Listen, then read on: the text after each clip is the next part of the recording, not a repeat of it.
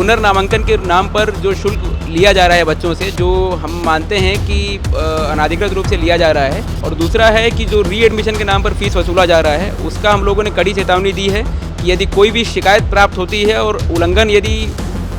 माना जाता है, उल्लंघन यदि प्रूव होता है, पहला है कि कोई भी पुस्तक, सामग्री, पोशाक या अन्य तरह की विषय वस्तुएं जो क्रय करने के लिए स्थान या किसी एक विशेष दुकान का निर्धारण किया जाता है विद्यालयों द्वारा, वो ना किया जाए, क्योंकि अधिनियम में यही लिखा है कि एडमिशन फ़ी, किताबें नियत जगह से खरीदना और साथ ही साथ फीस में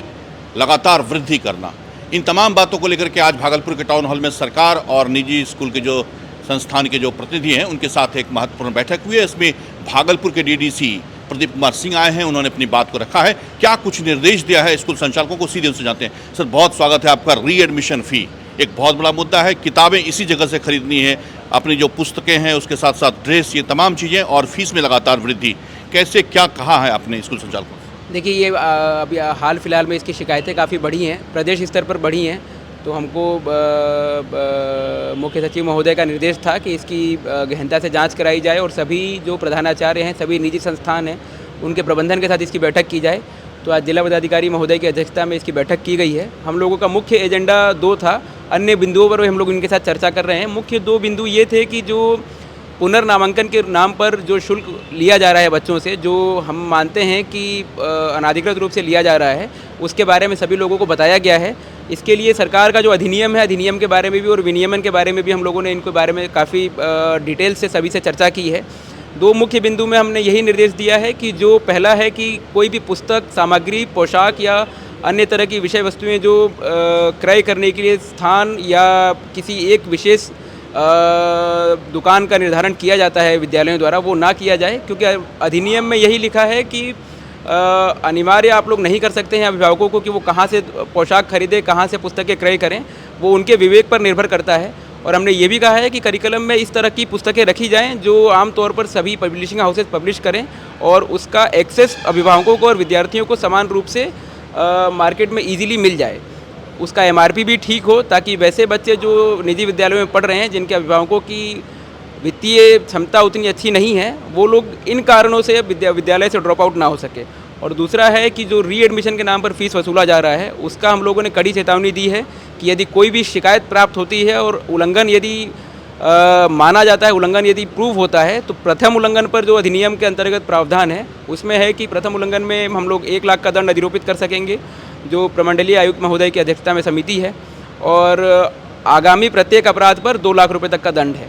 तो हम लोगों ने कड़ी चेतावनी दी है, सभी लोगों को इस बारे में आगाह किया है कि यदि कोई भी हमारे पास शिकायत आती है और प्रूव होती है तो हम लोग निश्चित तौर पे वित्तीय दंड भी लगाएंगे, और जो इन लोगों का प्रस्वीकृति है उसका प्रत्याहरण करने के लिए भी प्रस्ताव भेजेंगे।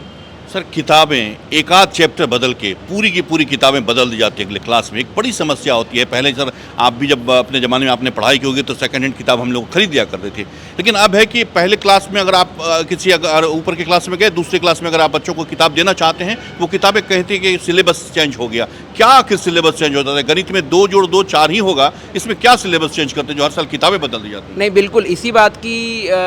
हम लोगों की नज़र है इस चीज़ों पर, और इन पर काफ़ी शिकायतें भी प्राप्त हुई है हाल में, उसमें हम लोग कार्रवाई भी कर रहे हैं। और ये बात सच है, हम लोग भी जो बचपन में होते थे तो अपने बड़े भाई की किताब या जो अपने फ्रेंड्स और सीनियर्स होते थे उनकी किताबें लेकर अपना अगली कक्षा में पढ़ लेते थे, और उनसे भी अनुरोध करते थे कि उन पुस्तकों को ख़राब ना करें, ताकि, और हम भी नहीं करते थे कि अगले विद्यार्थी उसका पढ़ लें।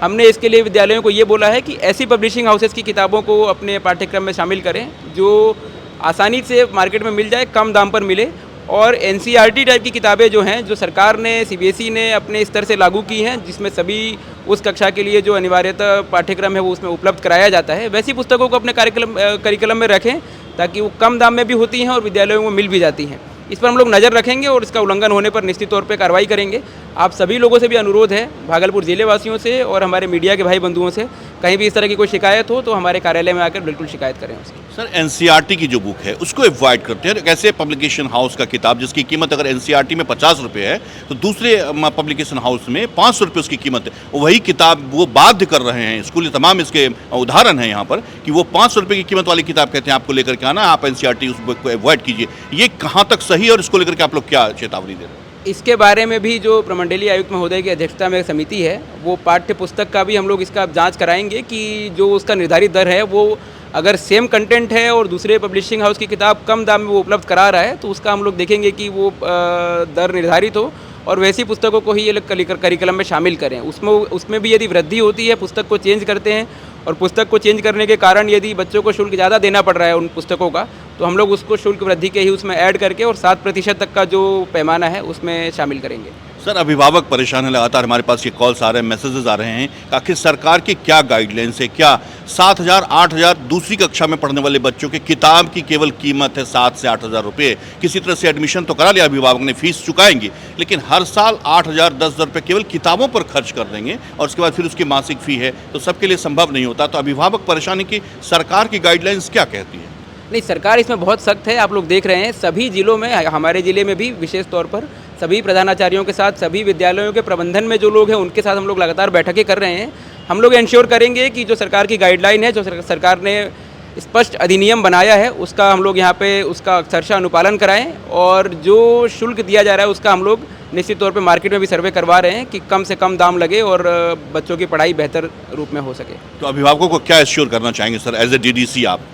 हम अश्योर नहीं करेंगे, हम आपसे अनुरोध करेंगे सभी अभिभावकों से कि किसी विद्यालय में यदि इस तरह की गतिविधि हो, अनावश्यक उसमें प्रत्येक वर्ष जो वृद्धि की जा रही हो या रीएडमिशन के नाम पर शुल्क हो या कहीं अनिवार्य किया जा रहा हो कि यहीं से पुस्तक लेनी है और वहाँ से आपका नुकसान हो रहा हो, तो हमारे कार्यालय में निश्चित तौर पर शिकायत करें। हम लोग इसमें समिति बनाकर, दल बनाकर इसकी जाँच करवाएंगे। बहुत कुछ बात करेंगे। ये थे भागलपुर के DDC प्रदीप कुमार सिंह, जो साफ साफ और कड़े शब्दों में कह रहे थे कि निजी स्कूल के विद्यालयों की मनमानी अब नहीं चलेगी, क्योंकि सरकार की गाइडलाइन है 7% ही आप फी में वृद्धि कर सकते हैं और इससे अधिक की फी वृद्धि अगर आपने की है तो आपके ऊपर कड़ा जुर्माना लगाया जाएगा, कड़ी कार्रवाई की जाएगी। साथ ही रीएडमिशन चार्ज के नाम पर अगर आप पैसे की वसूली कर रहे हैं, पैसे की उगाही कर रहे हैं, अभिभावकों से ले रहे हैं, तो उसको लेकर के भी आप पर जुर्माना लगाया जा सकता है, आपके स्कूल को बंद किया जा सकता है, NOC नहीं देंगे। जिलाधिकारी के नेतृत्व में, साथ ही कमिश्नर के नेतृत्व में पूरी की पूरी टीम बनी हुई है, जिसको लेकर के अभी DDC ने विस्तार से बताया कि क्या कुछ गाइडलाइंस है सरकार का।